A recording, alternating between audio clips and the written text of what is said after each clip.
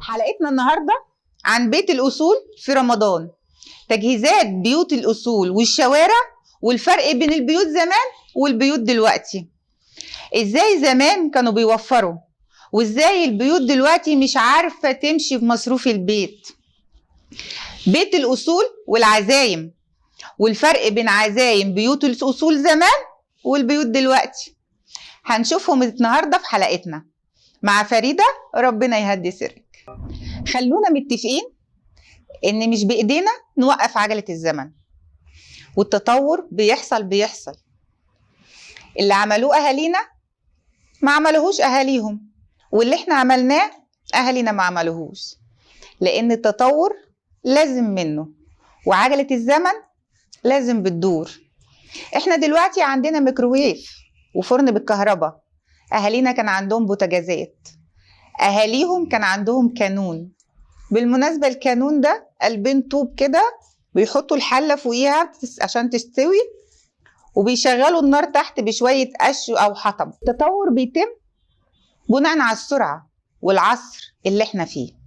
بنشوف الأم بتيجي من الشغل تجري بسرعة تغير هدومها عشان تلحق تعمل الغدا قبل ما جوزها يجي من الشغل، وبعد ما يتغدوا تلحق تروح تذاكر لولادها عشان يلحقوا يخلصوا دروسهم قبل ما يناموا، وبعد ما يناموا هي تجري على المطبخ تروقه عشان تلحق تنام بدري عشان هتصحى بدري لشغلها، وتصحى بدري لشغلها وتعمل فطار وتفطرهم عشان يلحقوا مدارسهم، وتنزل توصلهم بسرعة المدرسة عشان تلحق تجري تروح على شغلها. كله لحق. عصر السرعة والتطور بيتم بناء على العصر اللي احنا فيه. بس لما يبقى التطور برانا في حاجات بنستخدمها، في حاجات بتساعدنا ان احنا نواكب العصر، ده شيء مش وحش، ده شيء كويس. غير الست التانية الهادية الراسية بتاعت زمان اللي كانت تصحى الفجر عشان تعجن عيشها، وعلى الساعة 7 الصبح يكون خمر وتقرص وتخبز، ويصحى جوزها تفطره وينزل على شغله، ويجي من الشغل يلاقي الاكل جاهز بتاع الغدا. ده غير ان هي روقت وطبخت الاكل على الكانون ومسحت الدار، ويتغدوا سوا ويقعد جوزها في المقعد، اللي رايح واللي جاي يقوله تعالى اشرب شاي. ست هادية والدنيا رايقة، مفيش تطور، مش محتاجة تلحق. شايفين الفرق بين الست دي والست دي؟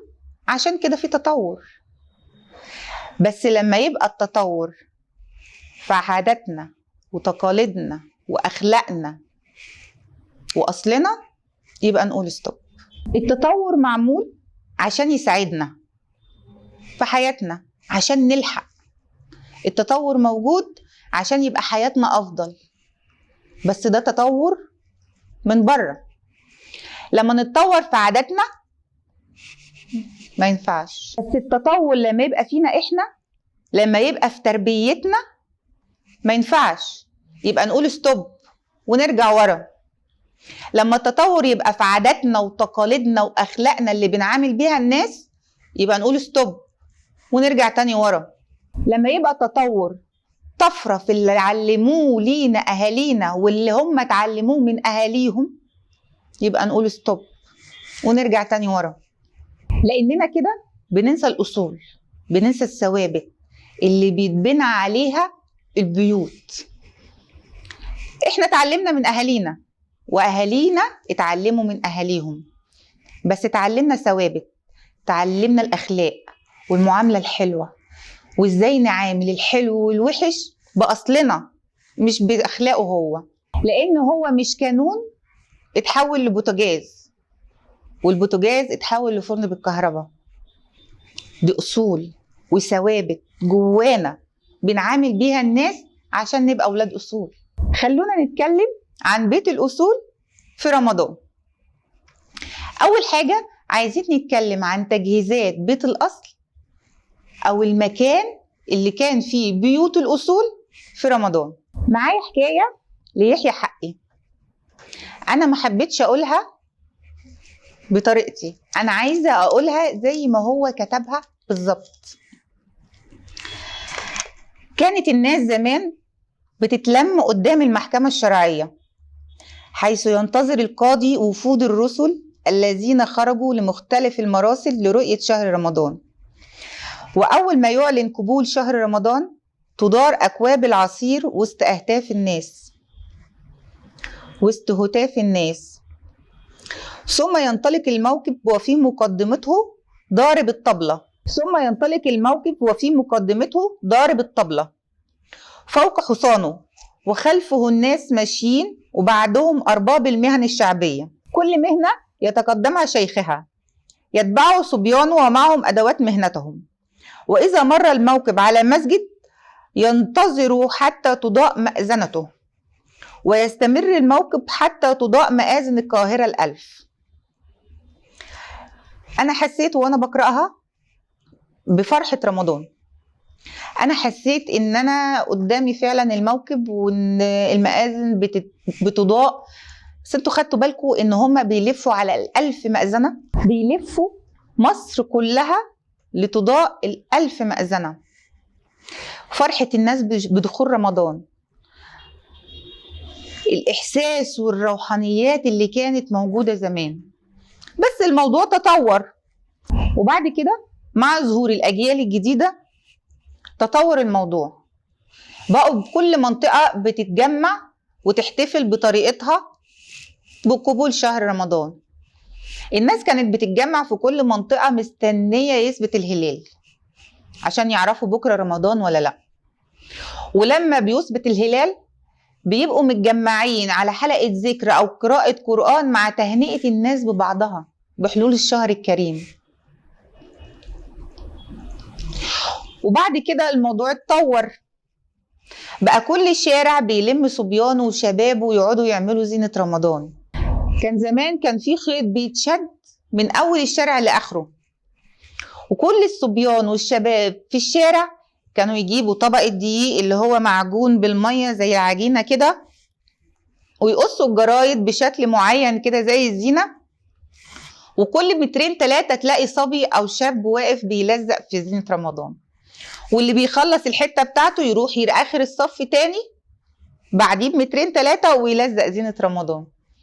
وبعد كده تتعلق الزينة في الشارع، ويتعمل الفانوس الكرتون ويتعلق في نصها. ما كانتش فرحة الأطفال ولا الشباب بس، كانت بتلاقي أهاليهم قاعدين قدام البيوت يهنوا بعضيهم كنت بتلاقي أهاليهم قدام البيوت قاعدين بيهنوا بعضيهم بحلول شهر رمضان. غير بقى الفواكه اللي بتطلع والحلويات اللي بتطلع وكواب العصير اللي بتطلع، وكانت بتبقى لمة. فرحوا الشباب والأطفال بظهور شهر رمضان، وكانوا بيعملوا الزينة وهم فرحانين، وأهاليهم بيقعدوا قدام البيوت ويهنوا بعضيهم بشهر رمضان. دول بس اللي كانوا بيفرحوا؟ لا، كان كل حد يدخل شارعنا كان يبقى فرحان بالزينة، لدرجة إن إحنا كنا بنعمل مسابقات على أحسن شارع آخر رمضان. بس حصل التطور، بقت مجرد إن شوية شباب من الشارع يطلعوا يخبطوا على البيوت ويلموا شوية فلوس ويعلقوا كم خط نور في الشارع ويجيبوا فانوس جاهز ويعلقوه، وبقت دي مظاهر شهر رمضان. تطور.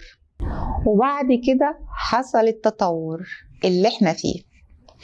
البيوت بقت مقفولة بقى على ناسها وولادها، مش هنقوله على حبايبها، لأن حبايبنا مش ولادنا بس، مش جوازنا أو زوجاتنا بس، حبايبنا أمهاتنا وعماتنا وخالاتنا وقرايبنا، حبايبنا جيراننا واللي نعرفهم وزمايلنا، كل دول حبايبنا.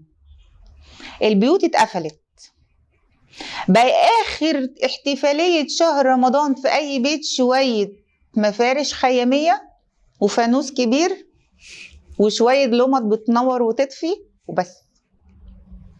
مظاهر الاحتفال بقت جوه بيوتنا وبس، وبابنا مقفول علينا. أوقات كتير ما بنلاقيش حد يخبط علينا يقول لنا كل سنة وانتوا طيبين، حتى لو من قرايبنا. أوقات كتير ما بنلاقيش حد يرفع سماعة التليفون ويقول لنا كل سنة وانتم طيبين. بقى آخرنا في الحياة دي بوست على الفيس أو على جروب العيلة وبس. أنا عارفة إن لخمة الحياة والتطور والسرعة اللي بقينا فيها علشان نجري نكسب لقمة العيش مأثرة علينا، وخلت الحياة الاجتماعية باردة زي التلج. ما بقاش في المشاعر الحلوة اللي بنتبادلها أنا وأخويا وأنا وابن عمي وأنا وعمي وأنا وجيراني وأنا وزمايلي زي زمان. هنقول عجلة الحياة عندكم حق، بس في أصول وفي عادات اتربينا عليها وفي روحانيات. المفروض ان الشهر الكريم ده بيبدأ لنا ان احنا نبدأ نرجعها تاني. يا ريت بدل البوست اللي على جروب العمارة او جروب العيلة او على الفيس نرفع سماعة التليفون ونتكلم. تعالى لم عيالك وخد مراتك وانزل ولف على بيوت العيلة. لو هتقعد عند كل واحد 5 دقايق تقول له كل سنة وانت طيب. وفي فكرة كمان، ممكن على جروب العيلة تقول يا جماعة احنا هنتجمع الساعة 9 في بيت عمي الكبير او بيت خالي الكبير او بيت جدي القديم. كله يجيب عياله معاه وزوجاته او ازواجه يجوا معاه في الاجتماع ده. تعالى الساعة 9 خد مراتك وعيالك وروحوا.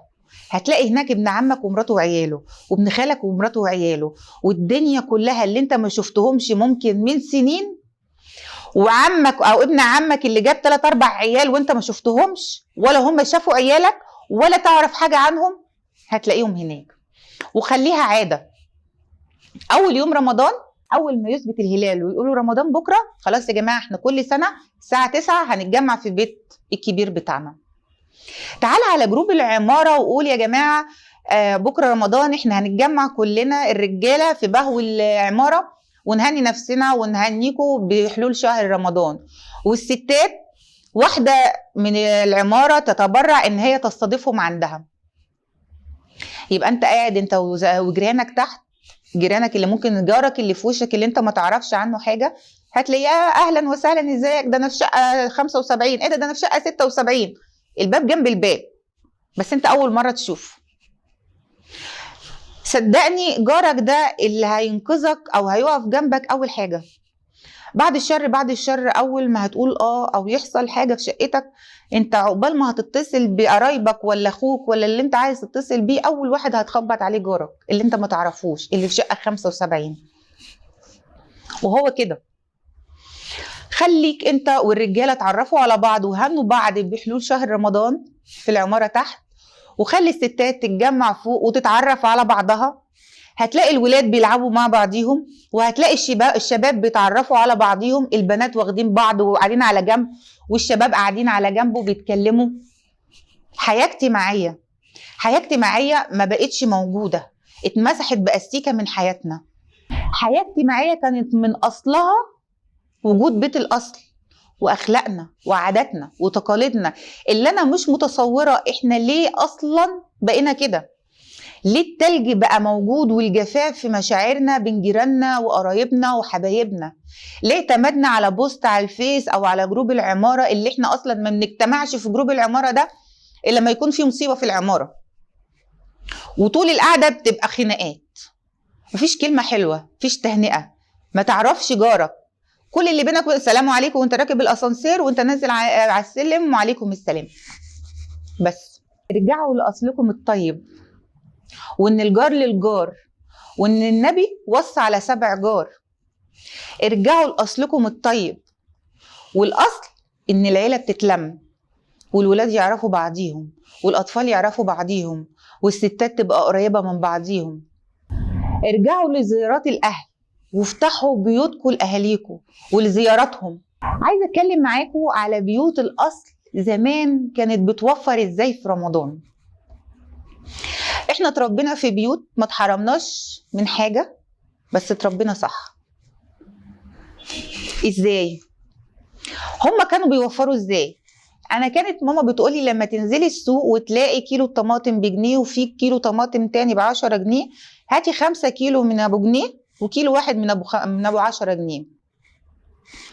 اقول لها يا ماما طيب ما الطماطم دي مفعصه شويه او متنحه شويه، تقول لي هتتعمل تسبيكه هنطبخ بيها، ونم 10 جنيه دي هنعملها سلطه.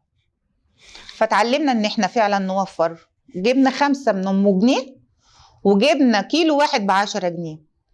شوفي انت هتوفري كام 10 جنيه من ال5 اللي انت جبتيهم اصلا هتتعمل تسبيكه ويتعمل بيها طبيخ. كانت لما تيجي تقول لنا نروحوا نشتروا بصل، في بصل ب5 جنيه وفي بصل ب20. لا انت اشتريه كله من ابو 5 جنيه، كده كده هيتحط في الطبيخ مش هنطلعه في التلفزيون. كانت كل اكلة لحمة بنجيبها كانت ماما بتعين حتة منها في الفريزر. هي حتة على السفرة مش هتفرق، انما في الفريزر كانت هتفرق. ان بعد كل اكلة، ان بعد كام اكلة لحمة بفلوس بنلاقي كيلو لحمة في التلاجة ببلاش، لان الحتة مع الحتة مع الحتة عملت لنا كيلو ببلاش ما اشترناهوش. وكان على الاكل كل واحد منا بياخد منابه وياكل ويحمد ربنا. وكان كمان منابي قد مناب اخويا، هي كانت تاخد اقل وبابا كان ياخد اكتر. هي القسمه بتاعتها كده. بس لما كبرت عرفت القسمه دي ليه كده. كانت القسمه ان منابي يبقى قد مناب اخويا عشان عيني ما تطلعش فارغه، عشان ما احسش ان اخويا اخد اكتر مني على الاكل فاكرهه. كانت ابويا بياخد اكبر مناب، كانت بتنقص هي من منابها وتديه لبابا، مش فراغة عين ولا ان هو بياكل كتير، لا هي كانت عايزه تفهمنا ان بابا رب البيت المفروض يبقى منابه زياده في كل حاجه، مش في اللحمه بس، في الاهتمام والعطاء والاحترام. ولما كانت هي بتاخد الحته القليله كنا دايما احنا نقطع ونديها، تقول لنا لا كلوا انتوا. ربت عندنا حته العطف، وان احنا نبص في طبق اخويا عشان لو هو ناقص حاجه اديله من عندي. ما كانتش جوع. لو كان اللي يشوف من بره كان يقول لك جوع، دول ما عندهمش لحمه ياكلوها، بس لا، الموضوع كان اكبر من كده بكتير. لان كل تصرف احنا كنا بنتصرفه في بيوت الاصول كان وراه حاجه في التربيه والعادات والتقاليد والاخلاق اللي بنتعامل بيها. وهقول لكم دلوقتي ازاي لما نكمل حلقتنا. كان اليميش عنديهم سوداني وجوز هند، والزبيب ده كان سنه وسنه مش دايم. وكان على الفطار كان اهم حاجه عندنا كوبايه البلح وعليها رشه جوز الهند، وكنا نفطر واحنا مبسوطين. كانت الكنافه ساده او بسوداني، ولو يعني ربنا كرمنا نعملها بالقشطه. ده ما كانش بخل. ولو كان معانا فلوس نجيب ما كناش هنجيب برضو، لان احنا اتربينا في الاصل على ان رمضان جوانا احنا، فرحتنا احنا بناكل كنافه في رمضان، بس مش شرط باللي احنا بنشوفه ده، لا احنا بناكل كنافه برمضان عشان احنا بنحتفل بالشهر الكريم، مش بالفلوس ومش بالكتره. عشان انا لو هصرف فلوس في حاجات تافهه هيجي وقت عليا هبقى محتاج الفلوس دي على حاجه قويه، حاجه كده حياه او موت زي ما بيقولوا. تعالوا بقى نشوف البيوت دلوقتي. ايه ده انا هشتري طماطم مفعصه؟ لا ما ينفعش ادخل بيتي الحاجات دي. ما احنا قلنا الطماطم المفعصه هتتعمل تسبيكه مش هتطلع في التلفزيون. ايه ده لا هو انا هشيل حته لحمه من على الاكل؟ لا انا لازم احط كده 2-3 كيلو على السفره والعيال تاكل وتنبسط وانا هقعد افرق لكل واحد منابه. ده ايه ده اسلوب مش لطيف، لا ما ينفعش اربي عيالي على كده. احنا قلنا اول حاجه اللحمه الكتير او الاكل الكتير قدام الولاد، انت فاكره ان انت بتربيهم على الشبع وبتربيهم ان هم يبقوا عينيهم مليانه، بس انت غلطانه. اللي انت بتعمليه ده بيعلمهم التفاصيل والعين الفارغه. انا لسه قايله طبق اللحمه الكبير اللي قدامهم ده هيبقى كل واحد باصص للتاني.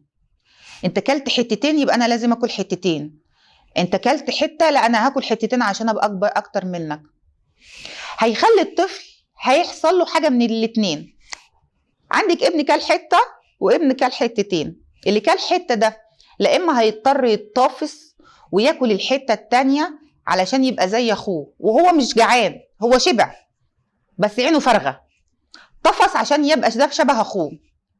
لا اما لو ما قدرش ياكل ويكمل الحته التانيه هيقوم وعنده من جواه كده غضه، انا كلت حته لحمه واخويا كل 2. شوف انا بكلمك على اللحمه حاجه تافهه، بس هتقيسي ده في حياتك وفي حياتهم هتلاقيه مأثر جدا.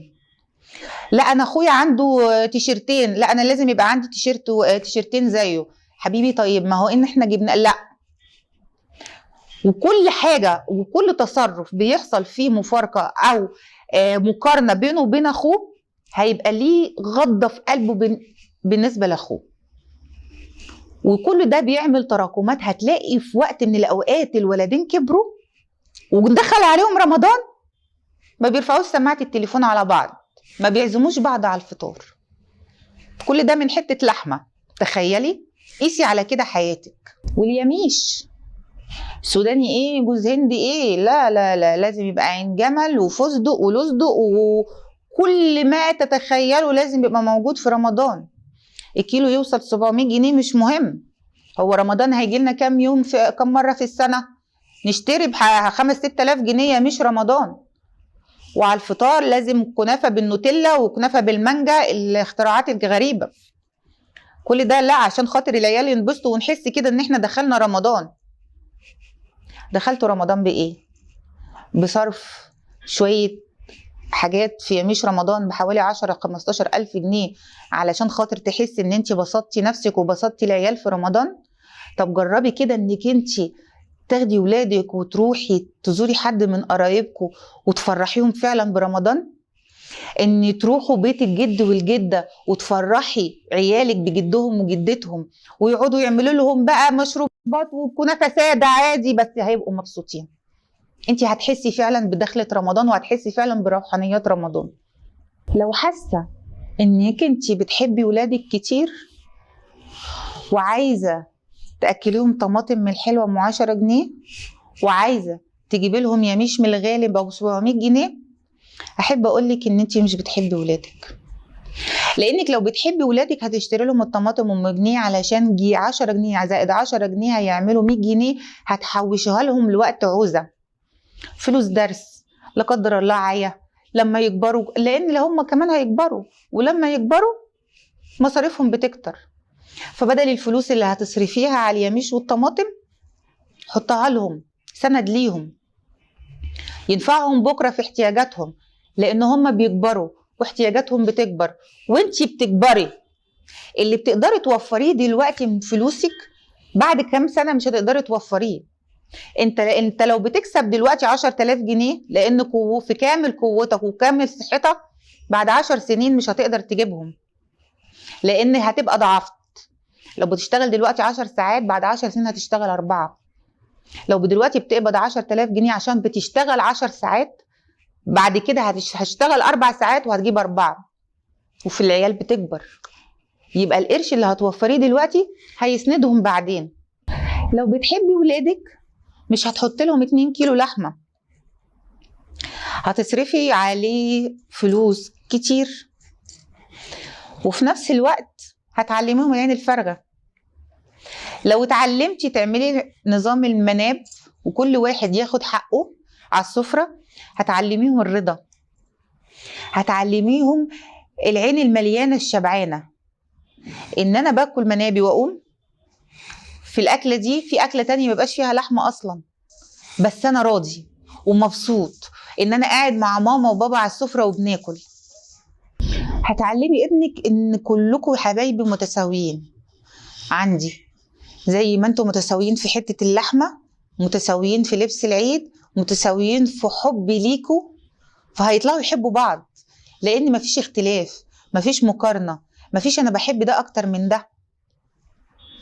لو بتحبي بنتك تعلميها التدبير. حبيبتي القرش الابيض بينفع في اليوم الاسود، زي ما فيه بايدينا ان احنا نصرف فلوس كتير على حاجات فارغه، ممكن ان احنا نصرف فلوس قليله على حاجات تبسطنا.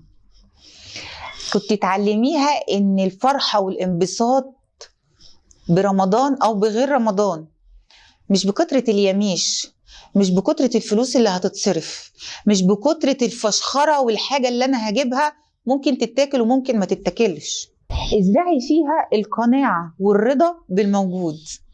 معانا فلوس نجيب بس مش هنجيب، او هنجيب قليل. طب ما احنا معانا فلوس نجيب، لا، لان القرش الابيض ينفع في اليوم الاسود. رمضان بفرحته لو كلنا الكنافه ساده او بشويه سوداني برضو فرحانين.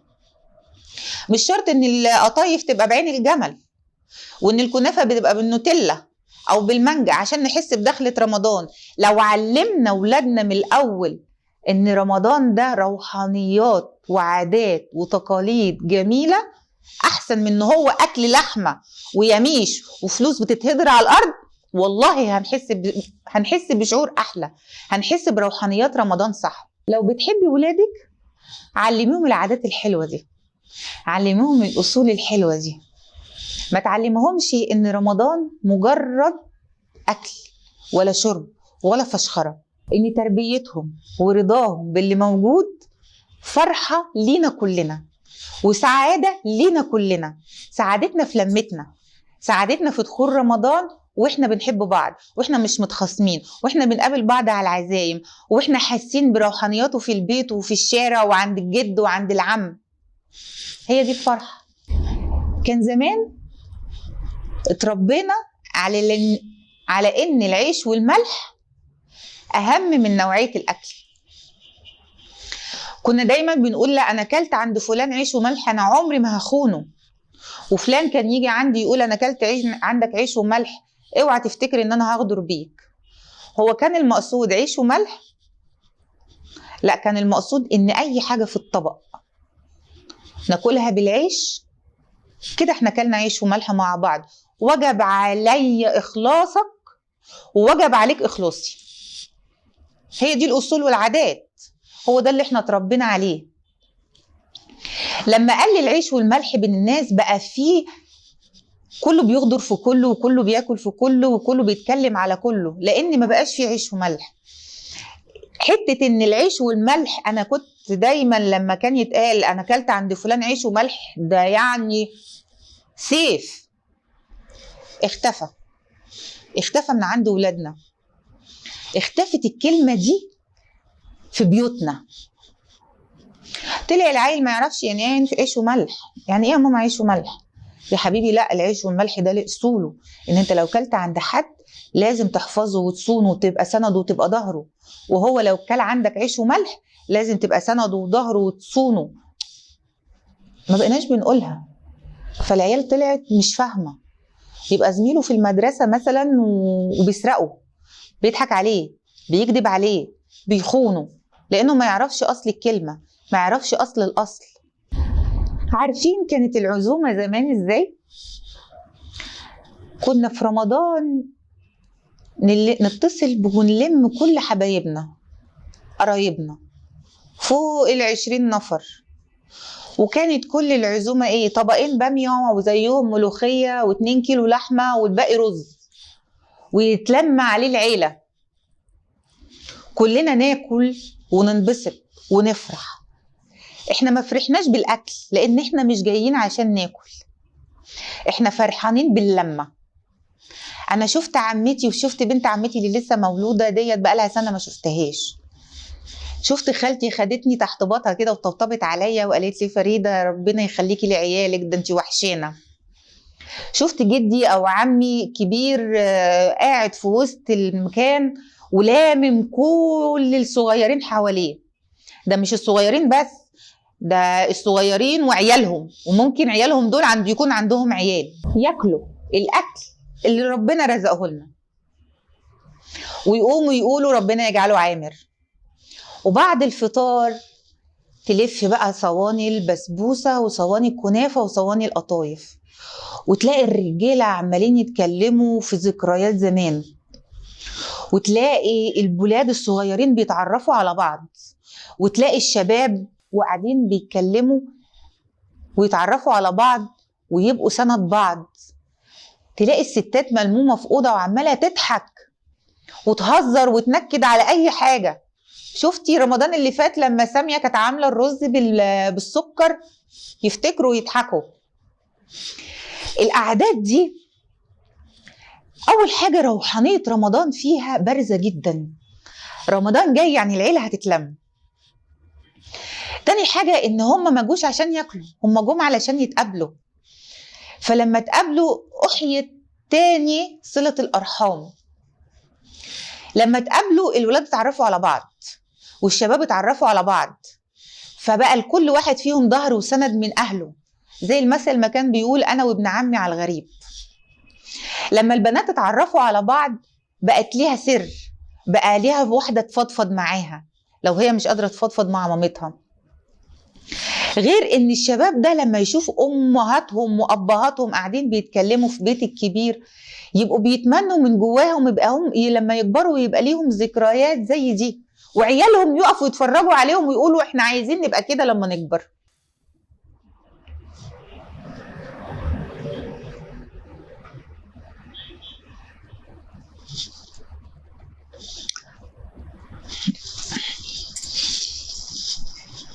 هنعمل ايه معلش بقى، متخافش هرجع اقول لك زي ما كنا. اما بقى بيوتنا دلوقتي، ويا لهوي على بيوت دلوقتي. بص، هو بسم الله الرحمن الرحيم كده وهنفتتح ان احنا يا حبيبي لازم نغير السفره. نغير السفره ليه يا حبيبتي؟ ايوه، الناس اللي احنا عزمناهم السنه اللي فاتت هيجوا نعزمهم السنه دي على نفس السفره؟ لا، ما ينفعش، برستيجنا وشكلنا. يعني ممكن نتداين، ممكن نروح نستلف، ممكن نكسر وديعة، ممكن قرشين على جنب عينينهم للزمن نصرفهم علشان خاطر نجيب السفرة اللي الناس هتقعد عليها. أصناف اللحمة أشكال وألوان وأحجام وطرق كتير كتير، كفتة، ستيك، طرب، لحمة محمرة ولحمة الشيف شربيني، والسمبوسك. واوعوا تنسوا السمبوسك، عامله زي الله يرحمه مدبولي في فيلم ابو العروسه لما بيقول البفتيك، لازم البفتيك هو بالظبط، لازم السمبوسك زي البفتيك بتاعت مدبولي كده. وبعد الاكل لازم سيرفيز الحلويات، كنافه باشكالها وانواعها وضخامتها وفخامتها، والقطايف اللي معموله بعين الجمل. لازم كل ده بنعمله علشان جوانا بنقول الناس هتقول علينا ايه. احنا اهتمينا بشكلنا قدام الناس والفشخره الكدابه وشكل السفره ونوعيه الاكل، عايزين نظهر بمظهر كويس قدام الناس. لا، وكمان ايه، بيعلوا على بعض. يعني احنا اتعزمنا عند اخوك اول رمضان وما كانش عامل ستيك، لا احنا هنعمل ستيك وكفته وطرب.